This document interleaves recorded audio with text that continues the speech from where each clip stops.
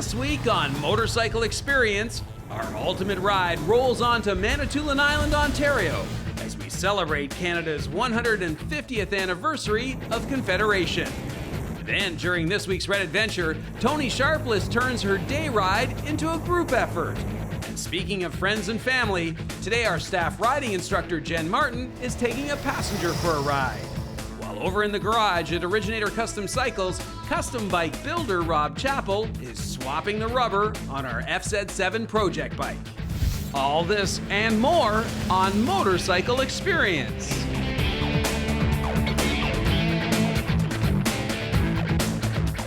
Hello and welcome to Motorcycle Experience, the voice of motorcyclists everywhere. I'm Dave Hatch, and this week we're coming to you from Suzuki, Canada, up in Richmond Hill, Ontario.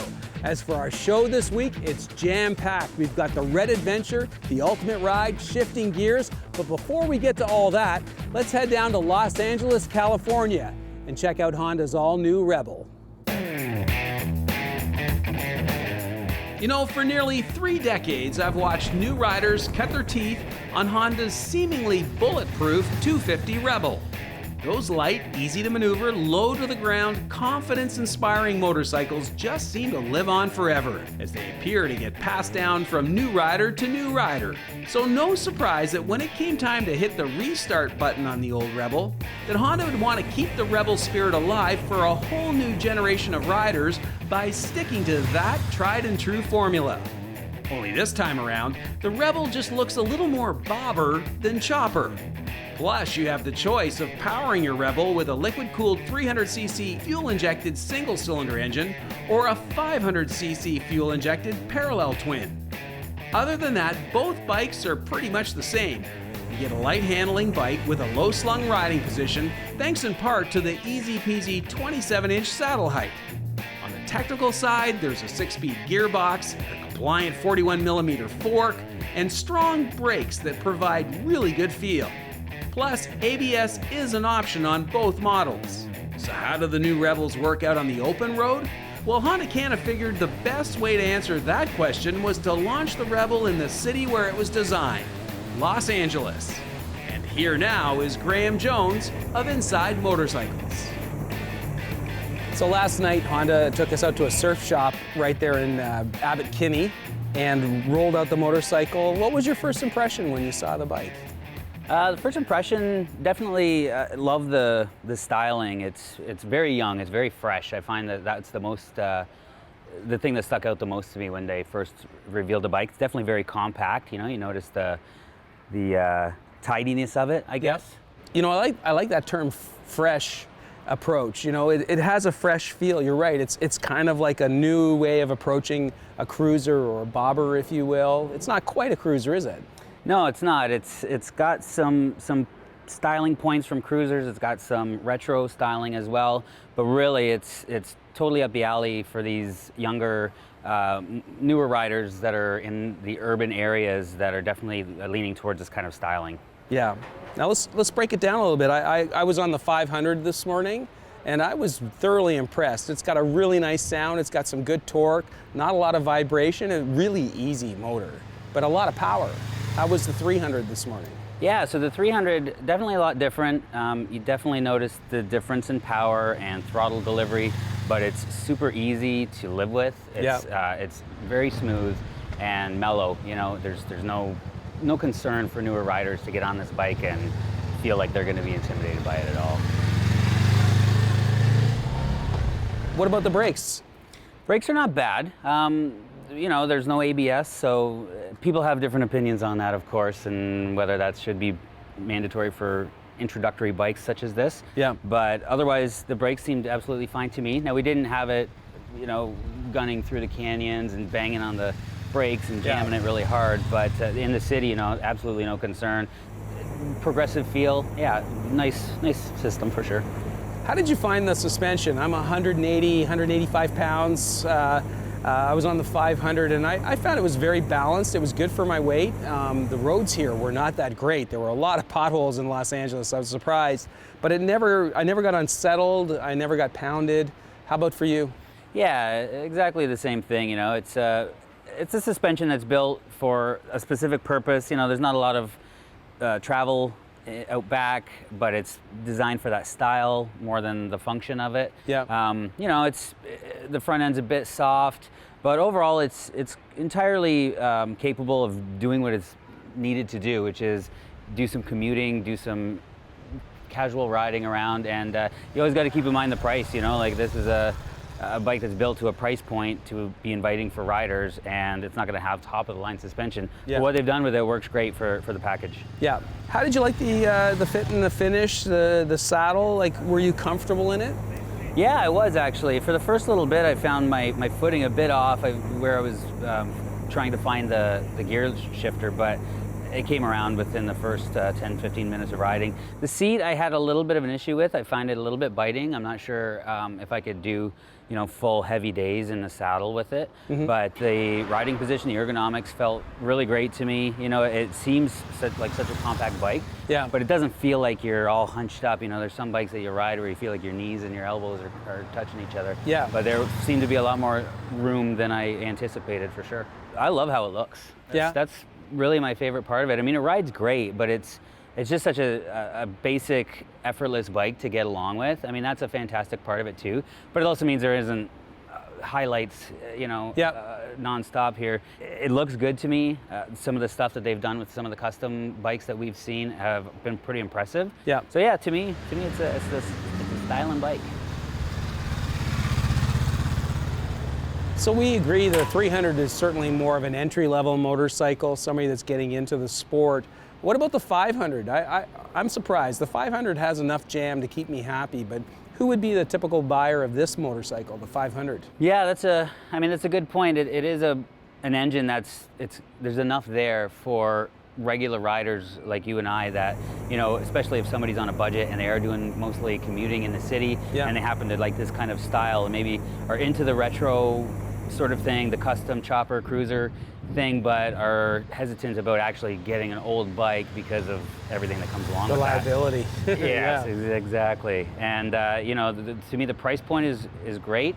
I do think it's the newer or more intermediate rider that is going to be attracted to this bike. Yeah. And it would be totally fine for a new rider, actually. Like the 300's there for those that are really concerned about getting on their first bike, but a bit of a taller person or maybe somebody who's a little more confident could get on the 500 as their first bike and not be an issue. Nice job. Well, thanks for joining us today in Los Angeles. You're welcome. Yeah, thank you. It's been fun. Hang in there, we've got plenty more experience still ahead. Next, Toni Sharpless gets by with a little help from her friends, while Norm Wells and I kick off day 3 in our fall ride south of the Big Nickel. Stay with us. Portions of this broadcast are brought to you in part by Honda Canada, Suzuki Canada, and BMW Motorrad.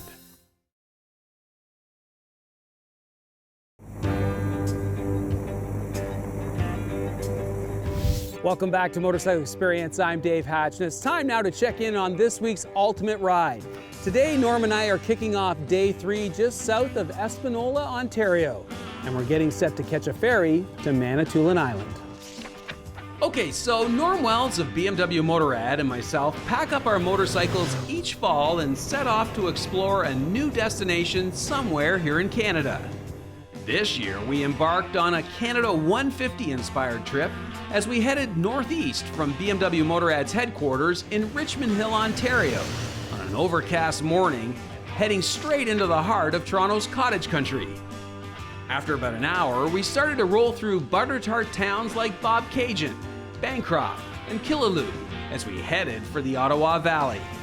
Along the way, we sampled some great twisty roads before calling it a day in Pembroke on the south shore of the Ottawa River. On day 2, we then headed west along the Trans-Canada Highway, following in the paddle strokes of Samuel de Champlain, with the big Ottawa River on the right and Algonquin Park to our left. We made several stops that day, notably Mattawa and North Bay, before stopping for the night in Sudbury. Now, kicking off day 3, we're back in the saddle and we're heading southeast, making tracks for Manitoulin Island. So Norm, here we are, the morning of day 3 and our 17th ultimate ride as we pay tribute to Canada's 150th. And here we are just south of Espanola, and so far it's been just a lovely morning. Yeah, absolutely. Actually, it's been our best morning yet. 16 degrees, and it's supposed to go up to about 20 today, and just looking forward to a fun day of riding here. Yeah, so as I said, we're mentioning, I just want to mention that we are paying tribute to Canada's 150th, and we thought what we would do is basically hit Manitoulin Island, but we've taken the long way around. Yeah, absolutely. And as you said, you're coming along 17, and you hit 6. This is now the way we're going to be going. But if you continued on 17, it's 1,700 long kilometers to Manitoba. But we designed this day so that we would have time here on Manitoulin Island. And as you said, it's something that's really worth doing once in your life, and taking the ferry the way that we're doing it. Yeah, so we started in Toronto 2 days ago, and we rode up to Pembroke, and then we followed Highway 17 along the Ottawa River down to Sudbury last night. And then today we're just heading south, and the destination ultimately has always been Manitoulin Island. Yeah, absolutely, yeah. And again, this is such a great time of year to be touring too. It's a little bit quieter. The weather's been perfect, 14 in the morning, 20 in the afternoon, so the riding temperature is comfortable for riding, and the scenery is beautiful with the fall foliage. It's just a really good time to ride. Yeah, and also the pumpkin spice muffins are now available. Well, we are talking about Canada's coffee. Yes, coffee and muffins. So yeah, I think every motorcyclist should do Manitoulin if they can, at least once. And ultimately today, our goal is to make sure that we catch that ferry. Yeah, that's an important fact too. So if you're just crossing through here and making your way south, then keep in mind you need to be at the ferry an hour early. Mm-hmm. But like we said, we're going to take a lot longer time to spend some time on the island. But the ferry's going to be cool. It's a beautiful ferry ride, and it's worth the trip just for that. Yeah, there are ways to explore Manitoulin Island without having to do the ferry. But yeah, the scenery from there, I'm really excited for this afternoon. It's usually if the sun is out, it's usually a spectacular, especially with the colors. Yeah. Wonderful. Well, let's continue pushing south down to Manitoulin and continue our ultimate ride. Next week, be sure to tune in as Norm and I explore the largest freshwater lake island in the world. For now, let's pull over for a few minutes with Toni Sharpless and her riding pals as we enjoy a gorgeous day of backroad riding in the Kawartha region of Ontario. So Toni, here we are out for a fall ride. Our group with Michelle and Mike has now grown to Michelle, Mike, Ken, yourself, myself. We've actually got a group ride on the go here. And we just finished talking about these bike-to-bike communicators and the importance of keeping them well charged. And I thought, well, what if you don't have bike-to-bike communication? Let's talk about just some of the basics when it comes to group riding and making sure everybody's on the same page. Right, exactly. You could always fall back to hand signals if not everyone has a communication, or if you can't sync them together. Right. So the classic ones are, I need fuel. Point to your tank. Point to the tank. Let's pull over. Pass me, I'm tired of leading. Yeah. I'm hungry. Yeah. I have to pee. That's right, yes. Yeah. I need to talk to you. Right. And I'm hungry. Yes. So there are some basic hand signals that you can pass along. I guess the main thing that we're talking about here is you have to have a rider's meeting before you leave on your group ride. Exactly, because you have to know who's going to lead, who's going to sweep, and where you're going to go. You have to have a destination. Right. And also trading everybody's phone numbers before the start of the ride. Right. We just finished talking about how you have to keep your cell phone charged up. If someone gets lost, and hopefully they've got a cell phone, they can give us a ring. So we got to make sure everybody has the same numbers. Yes. But what if their cell phone dies? Well, then it's back to, when you went to the theme park with your parents, you'd always have a meeting spot. If you got lost, you go to the water tower or whatever. Right. So, pick out something that you would all meet at and have that decided upon before you take off. Just doing those little things just makes the ride so much better. It goes smoother. Oh yeah, there's nothing worse on a group ride, getting somewhere and waiting and wondering what happened to that one person. Are they okay? And then you got to go back. And yeah, so bottom line, everybody has to be on the same page. Yeah. Meanwhile, they stop to buy some tomatoes at a roadside stand or something, right? Right. Yeah.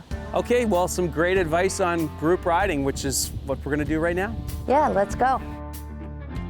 Up next, taking a passenger takes practice and planning.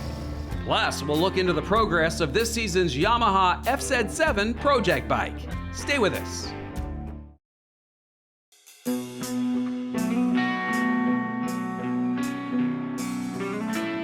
Welcome back to Motorcycle Experience. I'm Dave Hatch, and it's time now to look in on our Yamaha project bike out at Origin8or Custom Cycles in Oshawa, Ontario.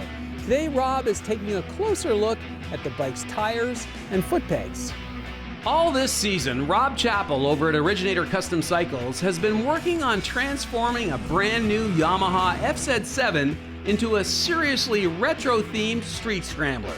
In just 3 weeks, Rob has stripped the Yami of its angular bodywork, rear tailpiece, and saddle. He's also tossed the fork, the headlight module, the stock pipe, and the lighting system. And more recently, he's remolded the 5-piece gas tank and painted the frame. It looks amazing. And now as the build goes into week 4, Rob is turning his attention to the bike's wheels and foot pegs. Well, Rob, it's great to be back in your garage this week as this F7 project bike starts to near its completion. I can see it. I can really start to see this. I mean, you're really going for like a flat tracker, scrambler, street scrambler kind of feel. And I think what's really lending to that feel is the tires. Like, it's just a really nice, badass look. Can you tell me about the rubber? So these are Pirelli MT60s, and they're a 60-40 kind of split, so 60 street, 40 dirt. Right. And that's what we wanted to go with, something, you know, the guy's going to ride around the city for the bulk of his usage. But then maybe goes to the cottage and a dirt road to get there, and it's likely fully capable for that, you know. Anything too aggressive, and then you'd kind of sacrifice your street riding. So. Right. You do have to get to the cottage. Absolutely, yeah. Right. So, but this gives a good compromise, and it still gives that aggressive look that we're going for. But, you know, the kind of bike, it's not just street, it's kind of dual purpose, so to speak. And they look like they would be perfect on a gravel road or a fire road, something like that. Yeah, exactly, yeah, for sure. Now, also lending to that feel, I noticed that you've done something with the foot pegs. They've got teeth.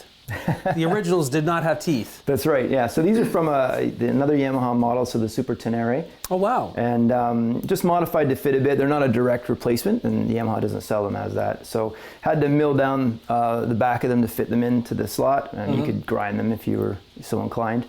And then the return spring on them is a different location as well, so just had to drill for that and make them function. But yeah, they give a good aggressive stance that match the tires and definitely work well on this bike.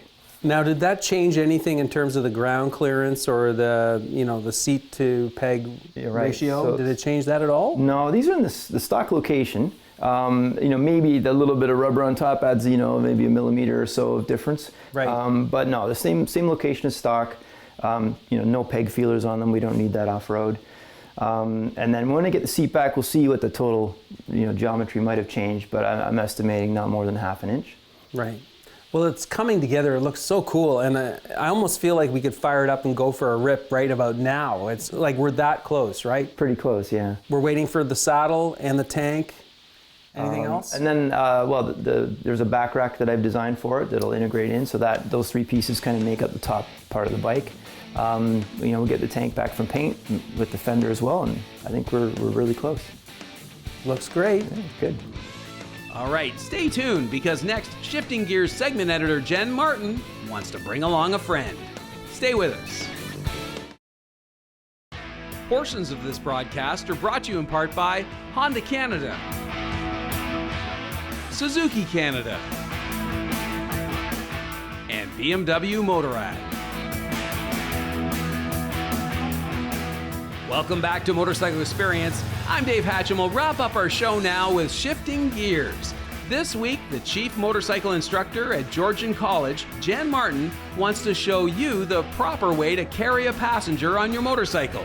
Take it away, Jenn. I've been standing here at the back of this motorcycle for these segments, and I've been looking at this V-Strom going, this would be a great bike for taking a passenger. It's got a great grab rail. You don't see that very often on motorcycles anymore. No, and talking about passengers, we want to make sure that the bike is set up to take a passenger. So, like you said, perfect bike. Right. So what are some of the key elements to taking a motorcyclist as a passenger for a ride? Well, my biggest thing is you got to make sure that your skill level is up to par first. Right. So you are able to operate your motorcycle confidently in all weather conditions, road conditions, on your own before you add the added responsibility of a passenger, because it's a huge responsibility. Okay, I'm feeling good. I feel my skills are there. I'm ready to take a passenger. So I just toss them a helmet and they can hop on, right? Yeah, no. No. Okay. No. So you want to make sure that they are properly fitted. Worst thing is the rider is all fully decked out and then they have their passenger with, spare parts on, wearing sandals. And sneakers and shorts. Yeah, cringe. So you want to make sure your passenger has a full set of safety equipment in terms of riding gear. Absolutely, they're as vulnerable as you are, so you want to make sure that they are protected. Right, and that they're not wearing some 20-year-old helmet that's been hanging on the back of the bike collecting oil. Correct. A good helmet. Good helmet, good jacket, pants, boots, gloves, everything. Now they're ready to hop on and go. No. No. Okay. What next? Again, you have to educate them. So part of the education is how to mount the motorcycle properly, how to dismount. Yeah. And again, it's a personal preference. Like for me, I like to make sure the motorcycle and myself are secure, so I'm on the bike first. Right. And the passenger pegs are down. I will tell the passenger they can use my shoulder to get on, put their foot on, swing it over, and get settled. And then I know the motorcycle's stabilized, because the worst thing is you're sitting on the motorcycle and the motorcycle falls over in a heap, right? Right.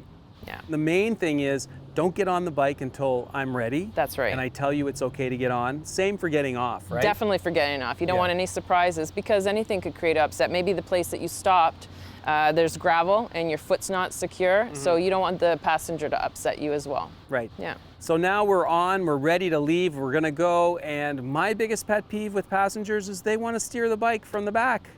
I'm trying to lean and they're trying to keep it up. And they're pushing against, yeah, I know, they push against you. I'm trying to keep it up and they're leaning. Yeah. So you have to have a conversation about that too, Yes, right? you absolutely do, especially in curves or corners. You want to make sure you tell your passenger, hey, look over my shoulder in the direction of the curve. Don't push against me, stay with me. Yeah. And vice versa, the other side. Look, if I'm turning left, look over my left shoulder. Turning right, look over my right shoulder. Right.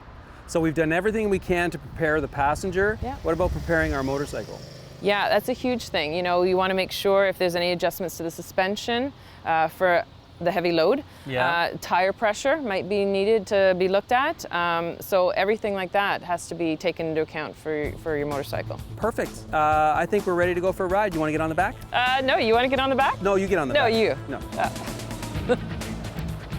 Well, that's it for this week's program, folks. We're all out of time, but before we leave, I just want to remind you to go to our website, motorcycleexperience.ca, join our Riders Club, and get all the information on our upcoming Motorcycle Film Festival in Picton, Ontario. Plus, we've got our Wings Over the County event later in the fall. Anyway, till next week, keep your feet on the pegs and your right hand cranked. Bye for now.